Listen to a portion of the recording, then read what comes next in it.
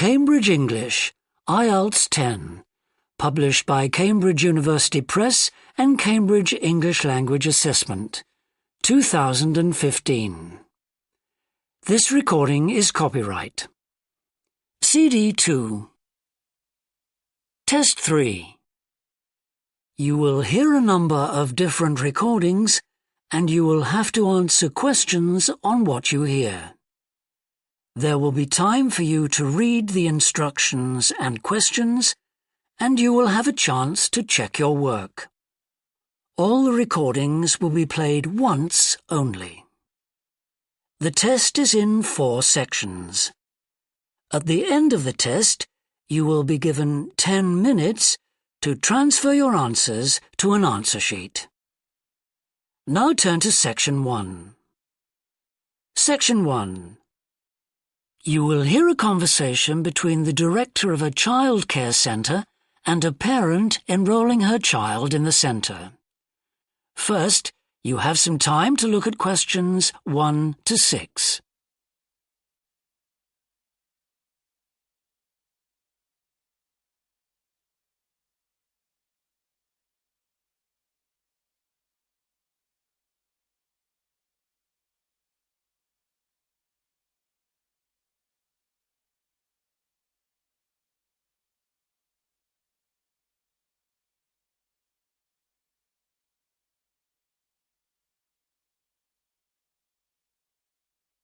You will see that there is an example that has been done for you. On this occasion only, the conversation relating to this will be played first. Good morning. Welcome to the Early Learning Childcare Centre. How may I help you? Hi, I spoke to you last week about enrolling my daughter for next year. Oh, yes. I'll just get some details from you. So, you're her mother? That's right. And can I have your name? It's Carol Smith. The parent's name is Carol Smith, so Smith has been written in the space. Now we shall begin. You should answer the questions as you listen, because you will not hear the recording a second time. Listen carefully and answer questions 1 to 6. Good morning. Welcome to the Early Learning Childcare Centre. How may I help you? Hi, I spoke to you last week about enrolling my daughter for next year. Oh, yes. I'll just get some details from you. So, you're her mother? That's right. And can I have your name? It's Carol Smith. And your daughter's name? It's Kate. Now, we have several groups at the centre and we cater for children from 3 to 5 years old. How old is your daughter? She's 3 now, but she turns 4 next month. I'll put 4 down because that's how old she'll be when she starts. Fine. She's so excited about her birthday and coming to the centre. Oh, that's good to hear. And what's your address? It's 46 Wombat Road. That's WOMBAT. Woodside 4032. And what's the phone number? Oh, it's 3345 9865. So, have you decided on the days you would like to bring your daughter here? I'd prefer Monday and Wednesday if possible. I'll check. Monday's fine, but I think the centre is already full for Wednesday. Yes. Sorry, it seems to be a very popular day. We can offer you a Thursday or a Friday as well. Oh dear. I suppose Thursday would be all right because she has swimming on Friday. OK, got that. Because a lot of parents work, we do offer flexible start and finish times. We're open from 7:30 in the morning until 6 o'clock at night. What time would you like your daughter to start? I need to get to work in the city by 9, so I'll drop her off at 8:30. You're pretty close to the city here, so that should give me plenty of time to get there. That's fine. Now, we also need to decide which group she'll be in. We have 2 different groups and they're divided up according to age. There's the green group, which is for 3 to 4-year-olds, and then there's the red group, which is for 4 to 5-year-olds. She's quite mature for her age and she can already write her name and read a little. Well, I'll put her in the red group and we can always change her to the green one if there are any problems. That sounds fine. OK, let's move on to meals. We can provide breakfast, lunch and dinner. As she's finishing pretty early, she won't need dinner. Will you give her breakfast before she comes? Yes, she'll only need lunch. Before you hear the rest of the conversation, you have some time to look at questions 7 to 10.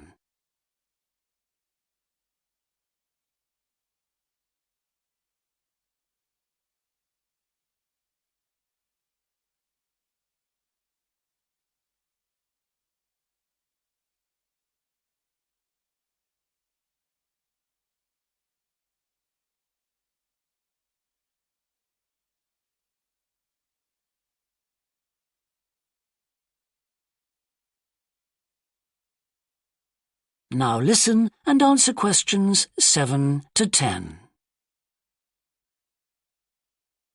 Now, does she have any medical conditions we need to know about? Does she have asthma or any hearing problems, for example? No, but she does need to wear glasses. Oh, I'll make a note of that. Yeah, she's pretty good about wearing them. She can't see much without them. Right. OK. Now, I also need emergency contact details. So what sort of information do you need?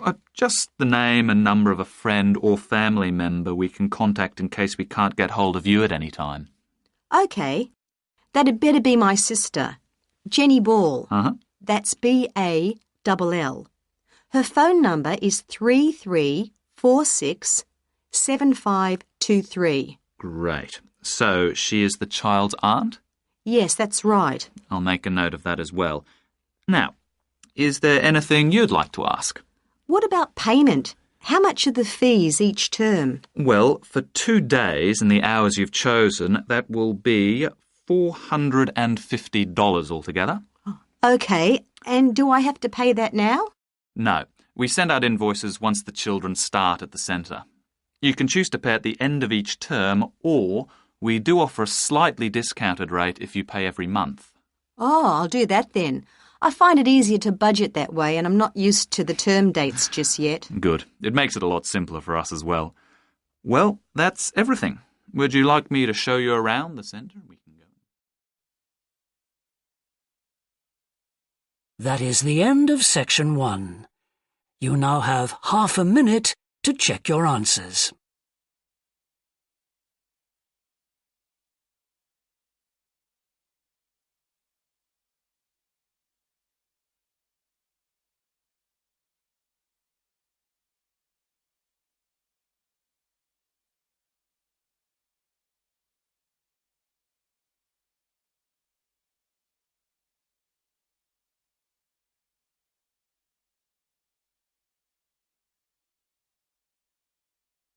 Now turn to section 2.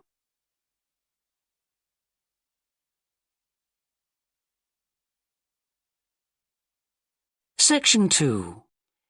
You will hear a woman called Alice Bustle talking on the radio about the Dolphin Conservation Trust, an organisation which tries to protect dolphins. First, you have some time to look at questions 11 to 15.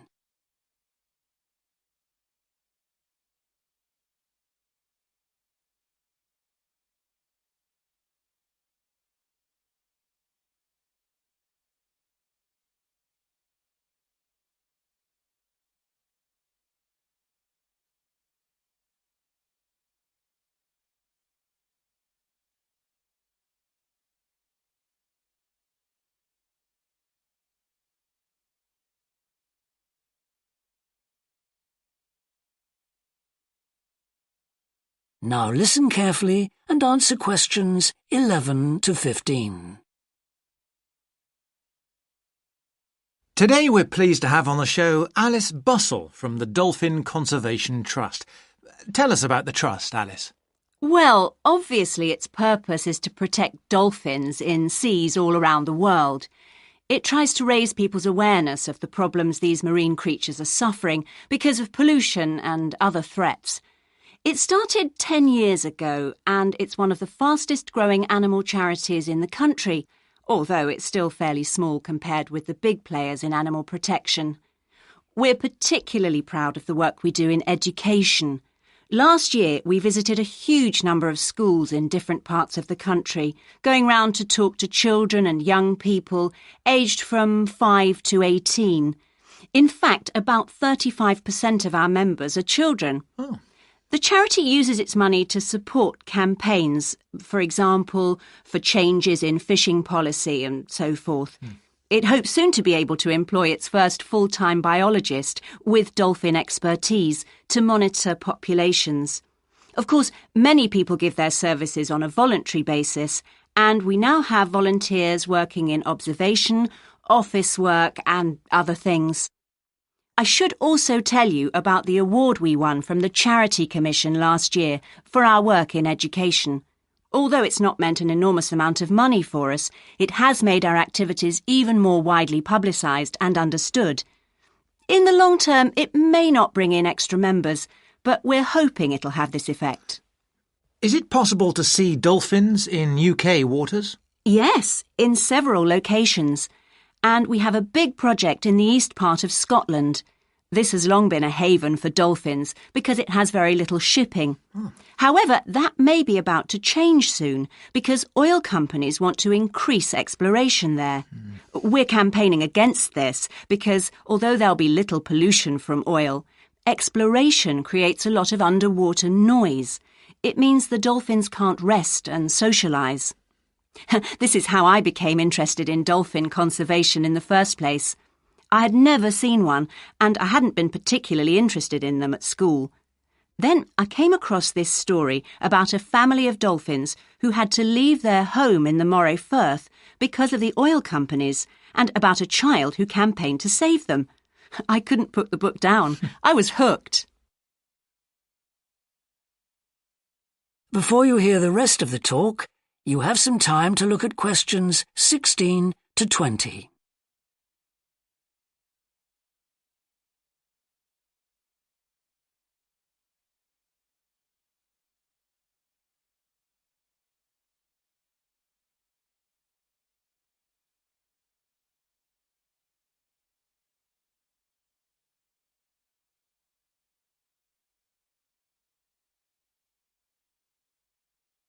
Now listen and answer questions 16 to 20. I'm sure our listeners will want to find out what they can do to help. You mentioned the Adopt a Dolphin scheme. Can you tell us about that? Of course. People can choose one of our dolphins to sponsor. They receive a picture of it and news updates. I'd like to tell you about 4 which are currently being adopted by our members: Moondancer, Echo, Kiwi and Samson. Unfortunately, Echo is being rather elusive this year and hasn't yet been sighted by our observers, but we remain optimistic that he'll be out there soon. All the others have been out in force. Samson and Moondancer are often photographed together, but it's Kiwi who's our real character, as she seems to love coming up close for the cameras, and we've captured her on film hundreds of times. They all have their own personalities. Moondancer is very elegant and curves out and into the water very smoothly, whereas Samson has a lot of energy. He's always leaping out of the water with great vigour. You'd probably expect him to be the youngest. He's not quite. That's Kiwi. But Samson's the latest of our dolphins to be chosen for the scheme. Kiwi makes a lot of noise, so we can often pick her out straight away. Echo and Moondancer are noisy too, but Moondancer's easy to find because she has a particularly large fin on her back, which makes her easy to identify. So, yes, they're all very different. Well, they sound a fascinating group. And how would you go about... That is the end of section 2. You now have half a minute to check your answers.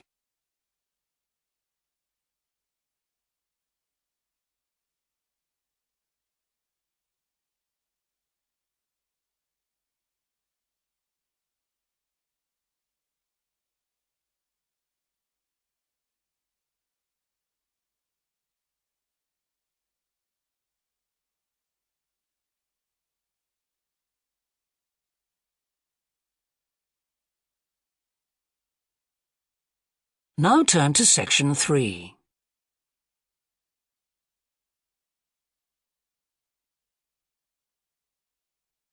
Section 3.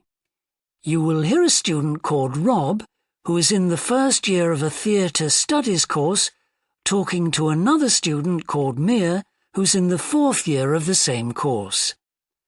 First, you have some time to look at questions 21 to 25.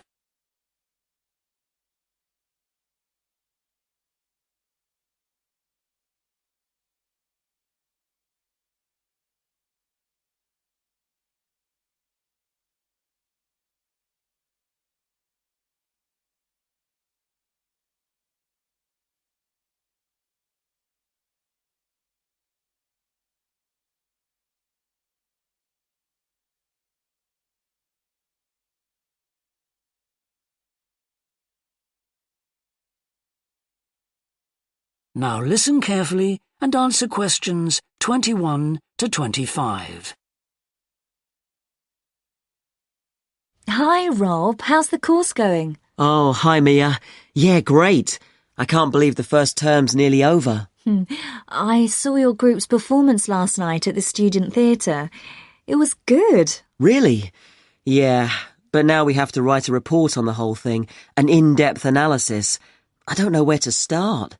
Like, I have to write about the role I played, the doctor, how I developed the character. Well, what was your starting point? My grandfather was a doctor before he retired, and I just based it on him. OK, but how? Did you talk to him about it? He must have all sorts of stories, but he never says much about his work, even now. He has a sort of authority, though. So, how did you manage to capture that? I'd visualise what he must have been like in the past when he was sitting in his consulting room listening to his patients. OK, so that's what you explain in your report. Right. Then there's the issue of atmosphere. So in the first scene we needed to know how boring life was in the doctor's village in the 1950s. So when the curtain went up on the first scene in the waiting room, there was that long silence before anyone spoke. And then people kept saying the same thing over and over, like, cold, isn't it? Yes, and everyone wore grey and brown and just sat in a row. Yes, all those details of the production. And I have to analyse how I functioned in the group, what I found out about myself. I know I was so frustrated at times when we couldn't agree. Yes. So did one person emerge as the leader? Sophia did. That was okay. She helped us work out exactly what to do for the production, and that made me feel better, I suppose. When you understood what needed doing? Yes. And Sophia did some research too. That was useful in developing our approach. Like what? Well, she found these articles from the 1950s about how relationships between children and their parents, or between the public and people like bank managers or the police, were shifting. Interesting. And did you have any practical problems to overcome? Well, in the final rehearsal, everything was going fine until the last scene. That's where the doctor's first patient appears on stage on his own. The one in the wheelchair? Yes. And he had this really long speech with the stage all dark except for one spotlight. And then that stuck somehow, so it was shining on the wrong side of the stage. But anyway, we got that fixed, thank goodness. Yes, it was fine on the night. Before you hear the rest of the discussion, you have some time to look at questions 26 to 30.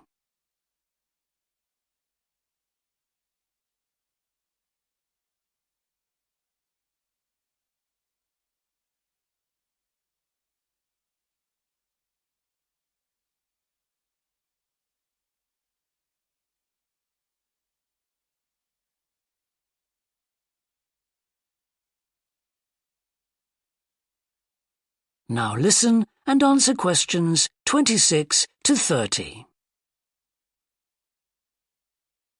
But while you're here, Mia, I wanted to ask you about the year abroad option. Would you recommend doing that? Yes, definitely. It's a fantastic chance to study in another country for a year. I think I'd like to do it, but it looks very competitive. There's only a limited number of places. Yes. So, next year, when you're in the second year of the course, you need to work really hard in all your theatre studies modules. Only students with good marks get places. You have to prove that you know your subject really well. Right. So, how did you choose where to go? Well, I decided I wanted a programme that would fit in with what I wanted to do after I graduate. So I looked for a university with emphasis on acting rather than directing, for example. It depends on you. Then about 6 months before you go, you have to email the scheme coordinator with your top 3 choices. I had a friend who missed the deadline and didn't get her first choice, so you do need to get a move on at that stage. You'll find that certain places are very popular with everyone. And don't you have to write a personal statement at that stage? Yes. Right. I'll get some of the final year students to give me some tips. Maybe see if I can read what they wrote. I think that's a very good idea. I don't mind showing you what I did. And while you're abroad, don't make the mistake I made.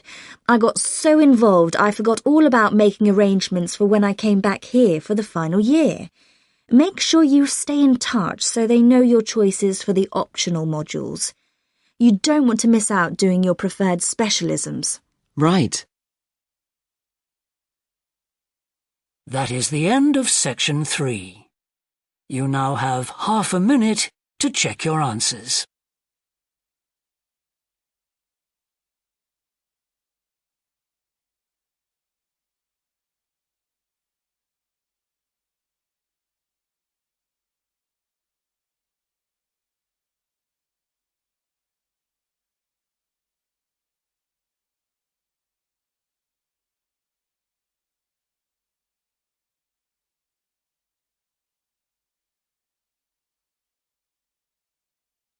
Now turn to section 4.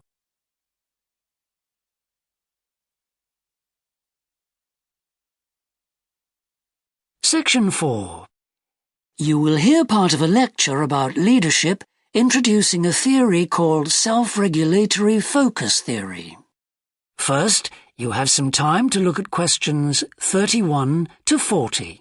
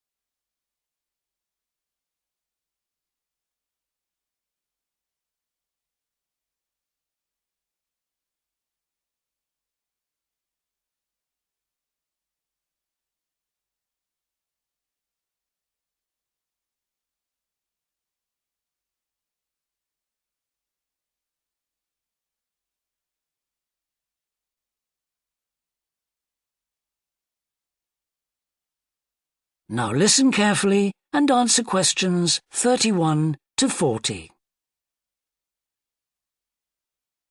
Today, I want to talk about self-regulatory focus theory and how the actions of leaders can affect the way followers approach different situations.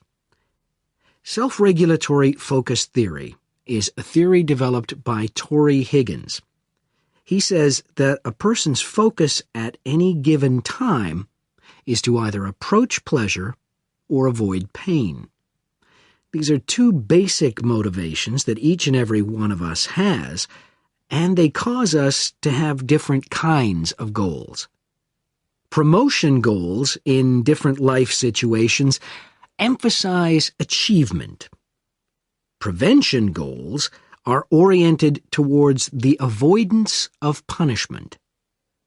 In a specific situation, our thoughts might focus more on promotion goals or more on prevention goals.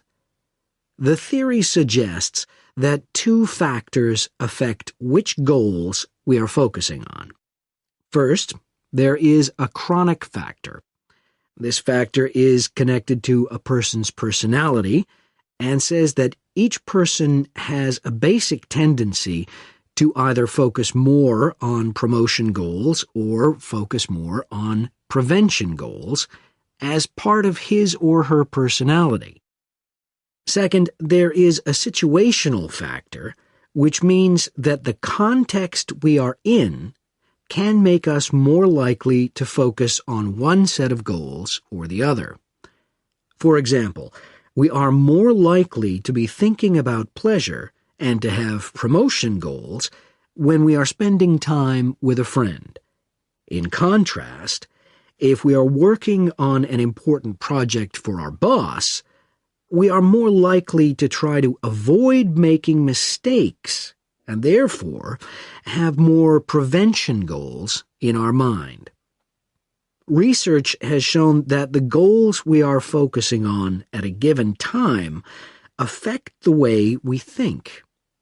For example, when focusing on promotion goals, people consider their ideal self, their aspirations and gains. They don't think about what they can lose, so they think in a happier mode. They feel more inspired to change. When people are focusing on prevention goals, they think about their ought self. What are they supposed to be? What are people expecting from them? They consider their obligations to others. As a result, they experience more anxiety and try to avoid situations where they could lose.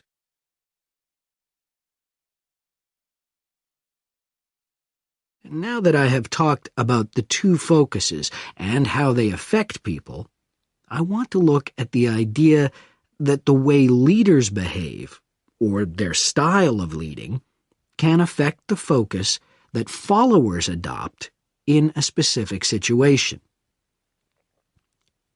In talking about leadership, we often mention transformational leaders and transactional leaders.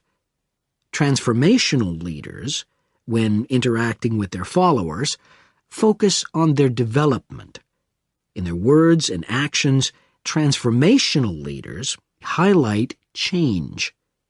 Their speech is passionate and conveys a definitive vision. All of these things can encourage followers to think about what could be. In other words, they inspire a promotion focus in their followers. In contrast, transactional leaders focus on developing clear structures that tell their followers exactly what is expected of them. While they do explain the rewards people will get for following orders, they emphasize more how a follower will be punished, or that a follower won't get rewarded if his or her behavior doesn't change. In short, they emphasize the consequences of making a mistake. This emphasis will clearly lead followers to focus on avoiding punishment and problems. This is clearly a prevention focus. In conclusion, it is important to understand that one focus is not necessarily better than the other one. For a designer who works in a field where a lot of innovation is needed, a promotion focus is probably better. In contrast, a prevention focus, which causes people to work more cautiously and produce higher quality work, might be very appropriate for a job like a surgeon, for example. The main point of the research, though, is that the actions of leaders can greatly influence whether people approach a situation with more of a promotion focus or more of a prevention focus. That is the end of section 4. You now have half a minute to check your answers.